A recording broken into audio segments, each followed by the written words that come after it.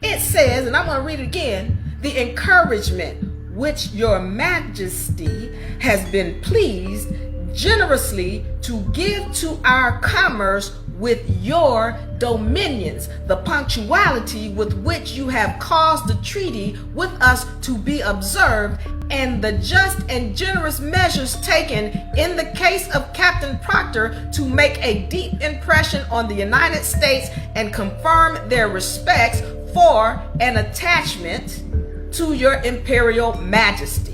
And I'm ready to go over Captain Proctor. And I got some questions that I got to ask, and y'all should be asking these questions too. We've understood now, and this thing never says that the United States was under the dominion of Morocco. But it goes on to say that the punctuality with which you have caused the treaty to be observed. Now let's understand once again, when Morocco signed the treaty, then Tunis, Algiers, Tripoli followed suit with the treaty. And remember, all of these are under Britain. So who is Captain Proctor? And why is George Washington praising the Sultan for intervening in a situation with Captain Proctor? Captain Proctor was one of those people who seeked Indians and killed them in droves. You can look it up for yourself. Captain Proctor is one of those who seeked or sought Indians. He knew how to find them, and then they would kill them in droves. That's who Captain Proctor was.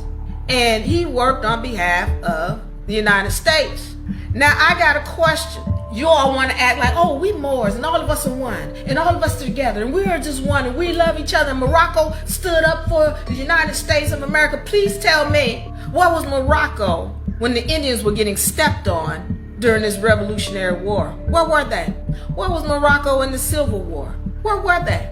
Where was Morocco on any of those maps, that's all those countries that were naming territory and claiming territory? Where's Morocco? I think we've made it clear. I think we've made it plainly clear that there is no evidence that shows Morocco owned anything in the Americas. And I think we've made it plainly clear that anybody who's saying that this is Morocco, they have no proof.